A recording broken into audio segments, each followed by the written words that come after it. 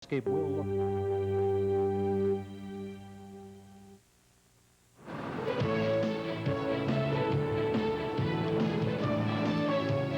Now, from the #1 news team in Atlantic, Canada, this is ATV News 1 with Bill McKay. Good afternoon, everyone. Yep, it was an historic Canadian election, and the political map has totally changed overnight. The Liberals swept to power with 178 seats. A party that did not exist at the time of the last election, the Bloc Québécois, has enough seats to form the official opposition with 54. The Reform Party, which had 1 seat at dissolution, took 52. The NDP lost official party status, taking only 8 seats, while the once dominant Progressive Conservatives were literally crushed with only 2 seats remaining. 1 independent member was elected in Quebec. Our region is Liberal red today. The only spot of blue is in New Brunswick, where St. John Mayor Elsie Wayne won for the Tories. ATV's Alex Vass joins us now in Moncton. Alex, was this a surprise? No, not at all, Bill. The Liberals were expecting this win. In fact, most Canadians and Maritimers were. And the ATV Omnifax poll last week suggested that the Liberals would win a majority government, so that has come true. The real surprise of the night, however, was the margin of victories won by the Liberal candidates. The Liberal giant killer in the Maritimes is Perrette Ringette Mallet in the New Brunswick riding of Madawaska, Victoria. She defeated Bernard Valcourt, the Human Resources Minister in the Campbell government. I feel on top of the world, and so should the people of Madawaska, Victoria, because they're on the winning side there with Ringette. Harold Colbert, Andy Scott, Paul Zed also took New Brunswick seats away from the Tories. Fernand Robichaud, Charles Hubbard, Guy Arsenault, Doug Young held on to Liberal seats, including George Rideout in Moncton. In some senses, it's nice to be in opposition. Now we're going to have to do something. We will work very well together, Kim, and we'll work hard for our people. The only speck of blue here in the Maritimes is situated in the city of St. John, New Brunswick, where the local popularity of Mayor Elsie Wayne was enough to keep the Liberals from making a clean sweep in the region. They were very supportive of our position on and the way that we have done things in the past here in St. John, and they look forward to that in the future. Voters on Prince Edward Island returned 4 Liberals to Parliament. George Proud successfully held off a comeback to politics by Tom McMillan in Charlottetown. And I said long ago, for the things that have happened in this country in the last 9 years, the people were just waiting to get a shot at the governing party. In Nova Scotia, even longtime Conservative Pat Nowlin, who ran this time as an independent, was overrun in the Liberal landslide, losing his Annapolis Valley Hants seat. I frankly felt the Liberal campaign go flat as a pancake after John Savage's budget. I didn't see much evidence of the Liberals after that. Cape Bretoners went solid red with David Dingwell, Francis LeBlanc, and Russell McClellan all re-elected. Across mainland Nova Scotia, Roseanne Scope, Diane Bruchette, Jeff Regan, Derek Wells, and Harry Varon all won, including Halifax's Mary Clancy. Okay. Today, of course, Liberals are savoring their victory, but now many are looking ahead to cabinet posts. Jean Chrétien has a tough job ahead. He has 24 Liberals here in the Maritimes that he can pick from. Bill? All right, Alex, thank you very much. ATV's Alex Vass reporting today in Moncton. Many Atlantic Canadians went to bed before the final results of last night's election were known. This morning, people were trying to come to terms with a Liberal majority larger than anyone expected and a resounding defeat of the ruling Tories. There's also a lot of concern about the opposition. Pretty surprises me that the Liberals got a majority government. I figured the PCs might have got in as a minority. They got really blown away, and that really did surprise me. I didn't expect that at all. It didn't surprise me that the Liberals won. I'm glad. I think everybody needed to change. I guess I wasn't surprised at all. The Liberals got more of a majority than I would have expected them to get. They got a sizable majority, but yeah, I would be concerned about the fact that the official opposition is the Bloc. That's a regional party, and it's not a national party.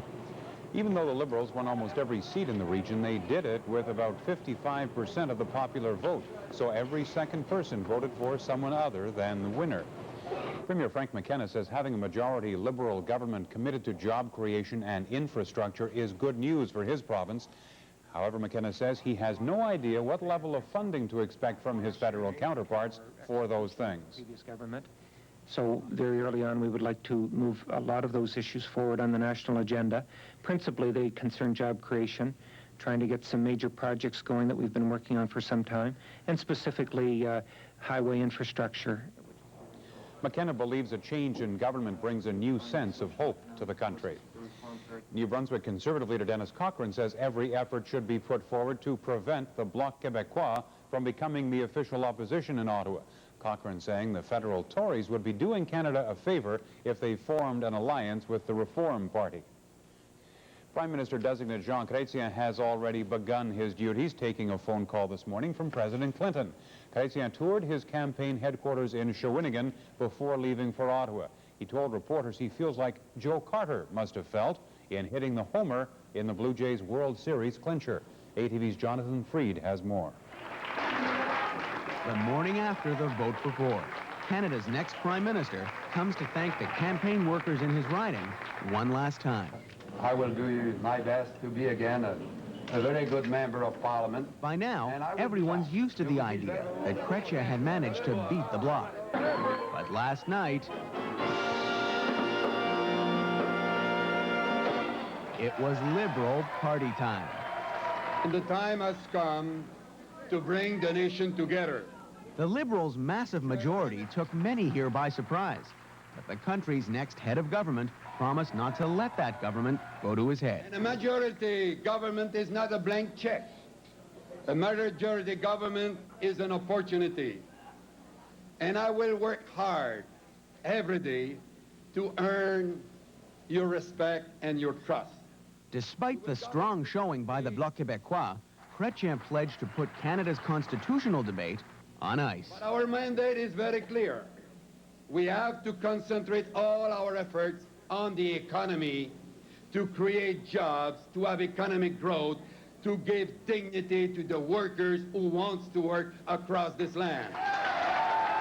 By defeating the Bloc Québécois here, the voters of Saint-Maurice saved Chrétien the political humiliation of having to run again in a by-election.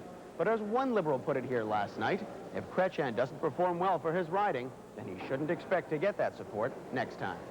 In Shawinigan, Quebec, Jonathan Freed, ATV News.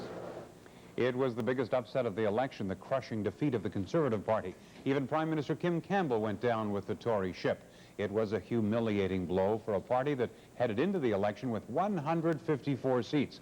It came out with only 2 and will lose official party status. Campbell says that should not spell an end to the Tories. But as ATV's Julie Rosenberg reports from Vancouver, she won't say whether the loss will mean an end to her future as party leader. Gee, I'm glad I didn't sell my car. Kim Campbell managed to keep her usual sense of humor. But she was clearly disappointed with her party's pounding in the polls and the loss of her own Vancouver seat to Liberal candidate Hetty Fry. I think I'm still a little bit stunned. Tonight has been a setback, but October the 26th changes nothing in terms of the strength of our organization or the dedication of our people. The Conservative Party is an important force in Canadian society, and our day in the sun will come again. That I promise you. Campbell says she accepts the verdict of Canadians and adds it's now time for the Tories to dedicate themselves to renewing the party. And we have a responsibility to bind our wounds, to perhaps have a good snurf into a Kleenex, and to come back to continue to work together as we always have. But whether Campbell will be part of that healing process isn't clear. Will she step down as party leader? All she and her organizers will say is she will meet with her caucus colleagues to discuss the future. After all we've been through in the last 9 months, it's been such a huge team and party effort that it would be inappropriate for her, I think, not to talk to them, and that's going to take some time. Still, with her party in ruins and her seat lost, the question that remains now is not will Kim Campbell resign as Tory leader, but when. In Vancouver, Julie Rosenberg, ATV News. Well, the Battle of Quebec went to the Bloc Québécois. 54 BQ MPs will be heading to Parliament. That number stunned many political observers, some even predicting Quebec is now clearly on the road to separation. At a news conference just moments ago in his riding of Alma, Bouchard moved quickly to reassure Quebec's friend in English-speaking Canada. But the leader of the Bloc made it clear his party will pursue Quebec's interests and expand on the merits of sovereignty of Quebec. Yes, the BQ as official opposition. What does it mean for the Tories and New Democrats to have lost official status? The Bloc Québécois with 54 seats will likely form the official opposition. More now from Bill Rogers. The biggest blow to the Conservative Party will come in the pocketbook. Without official party status, it loses access to a plush leader's office in the center block of the Parliament buildings and the leader's limousine. It also loses a once large research, equipment, and staff budget. As the government, that budget topped $1.3 million. The budget for the opposition Liberals in the last House was just over $1 million. The NDP, with 40 members, received $765,000 for office staff, research, and equipment. With just 8 members elected, Audrey McLaughlin loses the office and the budget. Both the NDP and the Conservatives also lose the pecking order in the daily question period. It's up to the Common Speaker, but the new opposition Bloc Québécois will get the lead-off questions, followed by the Reform Party, then questions from government members and other unofficial parties. Last night's election also raises the question of what happens to Stornoway, the official residence of the leader of the opposition. Lucien Bouchard says he won't be staying here. He'll stay put in his Hull apartment. And that raises the question of whether taxpayers will have to pick up the cost. Bill Rogers, Ottawa. Coming up on ATV News 1, more regional news, and Hollywood loses a great actor when News 1 continues. You've had some luck. Yes, I've got several of these, and some of those keepers. What is the name that you give them? Color.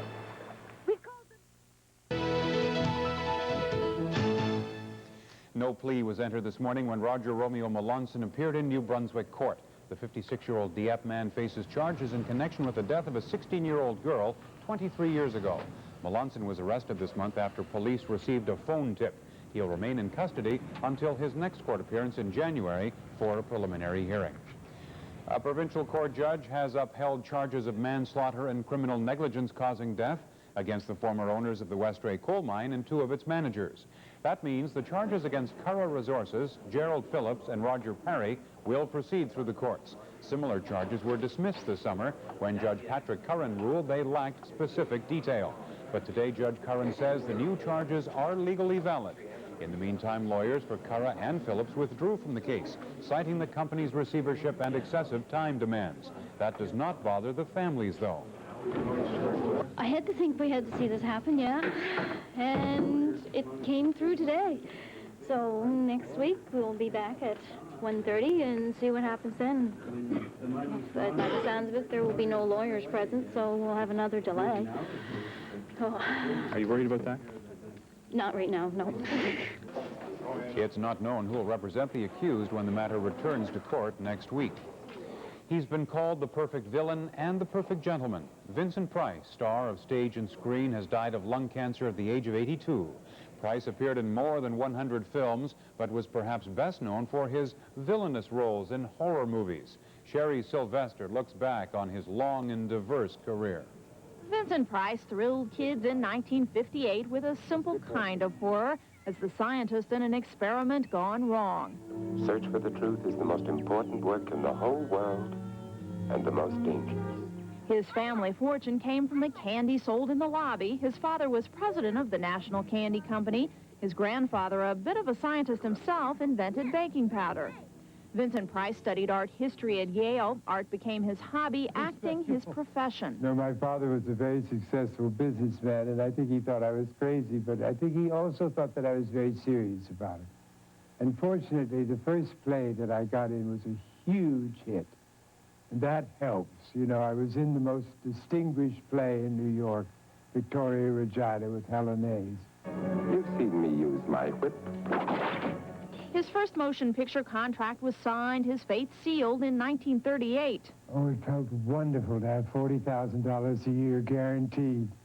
Can you believe that was your salary then? That was a pretty good salary.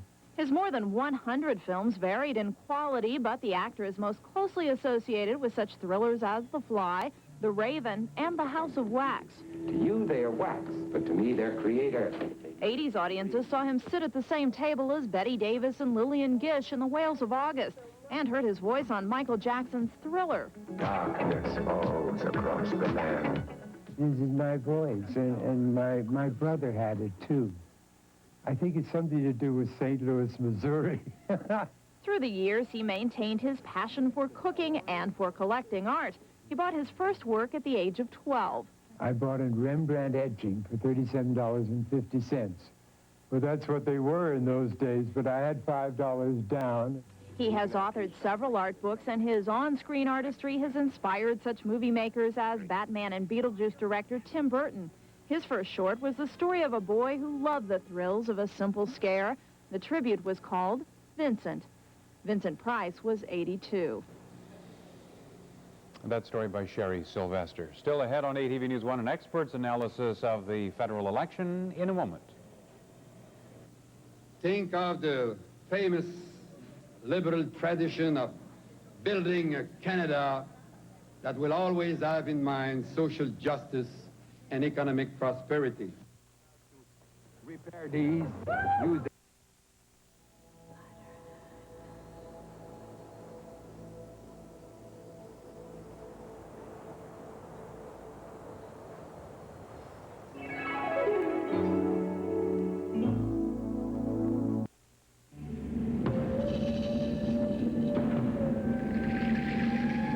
What happens when a viper sheds its skin?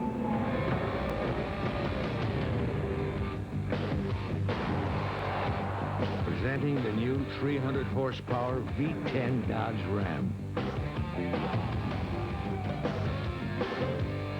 The first truck that lives up to the name, pickup. Kimberly Greenwell didn't believe following Weight Watchers would work. Nor did Roger Dacre. And they're just two of the millions of people we've taught to lose weight at Weight Watchers, eating delicious, everyday foods. And with our new menu plans, even people who love pasta or dessert can learn to lose weight. Until November 13th, prepay for 12 weeks and get a gorgeous sweatshirt free. Do it. Perhaps you've outgrown your starter home and would like something larger. Whatever your real estate needs, have the cream of the crop working for you. They're at RE/MAX, Canada's leading real estate organization. Good neighbors aren't just neighbors. They're more like family, like Mrs. Johnson. I wonder sometimes what she's thinking about when she sits out on her porch. Sometimes I feel like my kids mean the world to her. She's a wonderful lady, and my kids love her. So when we got together enough Zellers Club Z points, we got her something that says we love her. Club Z at Zellers, because the lowest price is the law every day. How would I shop anywhere else? Well, democracy has spoken, sir. They have, indeed. You've worked hard for it, and I wish you well. Thanks. That was independent Pat Nowlin, who represented Annapolis Valley Hants for 28 years, conceding to Liberal newcomer John Murphy last night. And that scene was repeated all across the region. The Liberals own 31 of the 32 seats in Atlantic Canada today. The only riding that defied the red tidal wave was in St. John, where popular Mayor Elsie Wayne hung on for the Tories. Former Newfoundland MP John Crosby blames part of the Tory election loss on the dismal campaign mounted by the party. He says it's time to rebuild from step one. Crosby says decisions made by the party and campaign organizers cost seats. One Maritimer who's seen lots of politicians come and go over the years is longtime political analyst and author Art Doyle. Mr. Doyle joins us now in Fredericton. Mr. Doyle, will the election of a Chrétien government be good for Atlantic Canada? I think so. It doesn't hurt at all to have been the region that was a complete sweep for the Liberals last night, and I think that they're going to be have a very sympathetic ear in John Chrétien, simply because he is very conscious, I think, of the region's problems. He spent quite a bit of time here. He represented the riding of Beauséjour here until this election, so that I think so. Do you think Elsie Wayne had more power as a mayor of St. John than she will as a Conservative opposition member, one of only two? Well, I think she will have had more power in St. John, but she's going to get a lot of national attention. She represents 50% of the Conservative caucus in Parliament, and I think that the attention, national attention, is going to focus on her and Jean Charest in a way that she probably didn't expect. Now, Premier McKenna was saying this morning that he would like to see two cabinet ministers from New Brunswick. Mr. Grazia has some tough choices to make here. He sure does. In this province, there are two or three at least who I think are aspiring to get in the cabinet, who are well qualified to be in the cabinet, and if you're going to take, if Mr. Grazia is limited to 5 or 6 from the Atlantic region, as he probably is if he wants to keep a reasonable sized cabinet, and he's got a couple in Nova Scotia that he's got to look at very carefully, and he certainly has Newfoundland and PEI who will be looking for representation. So to pick more than a couple out of this province would be quite a thing, or even a couple. And yet we have Doug Young, who clearly is qualified and would see himself as qualified to go in the cabinet. The new member, Paulette Malte from Edmundston, is an Acadian, a Francophone. Jean Chrétien isn't going to have enough Francophones, perhaps, to put in his cabinet. He's certainly not going to get enough, I think, out of Quebec, and he's going to look at her and the fact that she's a woman as well, I think, very carefully. Mr. Doyle, let's talk for a moment about the opposition. Do you think Jean Chrétien is the best man to deal with Lucien Bouchard, both being Quebecers? Well, no, they have a very different view of the country, obviously. Jean Chrétien has taken quite a beating in his own province for being such a strong Federalist. And so and I think he's going to have quite a challenge facing him with Bouchard, who, as we know, is quite the opposite and is going to be determined, I think, to prove that Canada doesn't work the way it is now. Art, thank you for coming in today. Nice to hear your views. Art Doyle, political historian, commentator, and author in Fredericton, sorry. Straight ahead on News 1, Richard's weather forecast when we return.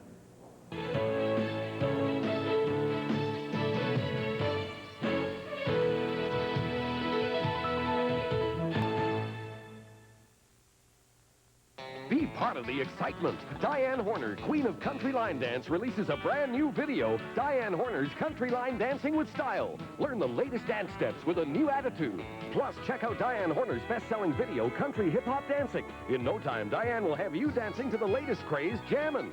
Look for both videos at your quality Country Line Dance Center. Also available, Country Line Dancing and more Country Line Dancing. Plus, on CD and cassette, Diane Horner's all-time Country Line Dancing favorites. In stores now. Good neighbors aren't just neighbors. They're more like family, like Mrs. Johnson. I wonder sometimes what she's thinking about when she sits out on her porch. Sometimes I feel like my kids mean the world to her. She's a wonderful lady, and my kids love her. So when we got together enough Zellers Club Z points, we got her something that says we love her. Club Z at Zellers, because the lowest price is the law every day. Why would I shop anywhere else?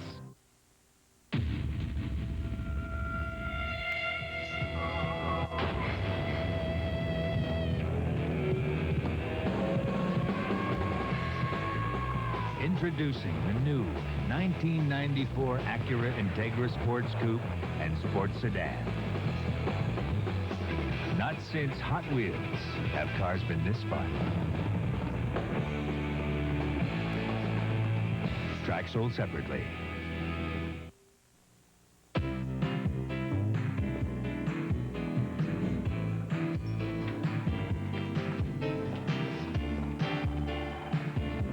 I saw it this morning. Great job. Good morning.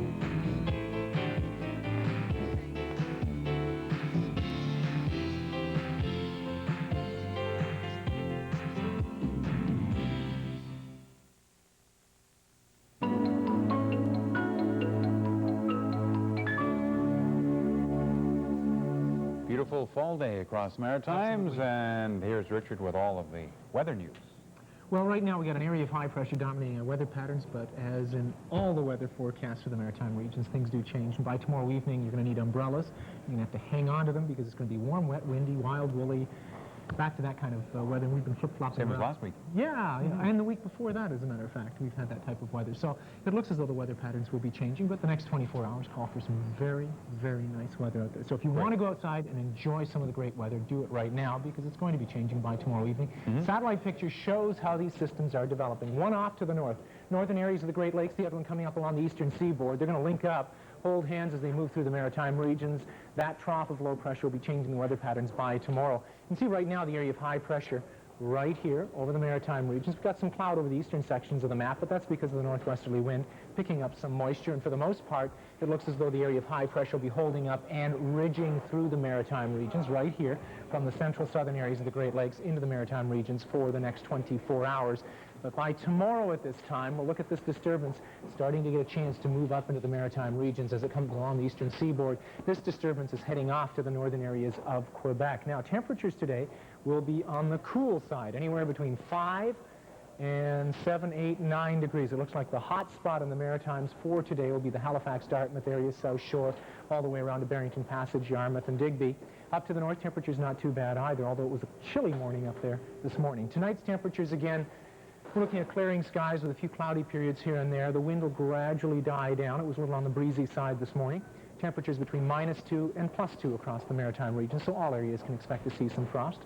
Tomorrow morning, sunshine in the western sections of the Maritimes will be clouded over by the afternoon. Then by evening, we're looking at showers and wind moving through. Temperatures tomorrow much warmer than they are expected to be today, anywhere between 8 and 11 degrees, and 11 degrees all the way from the eastern sections of the map right down along the south shore of Nova Scotia.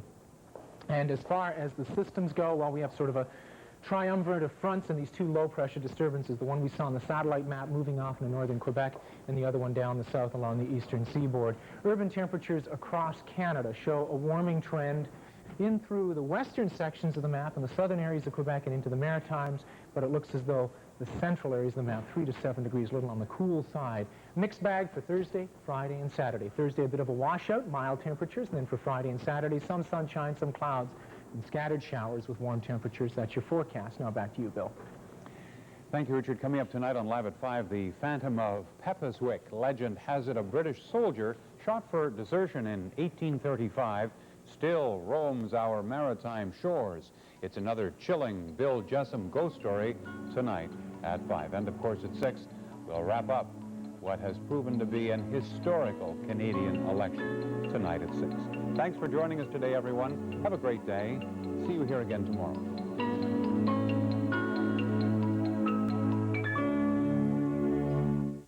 Make our family part of yours with Full House. Tonight on ATV.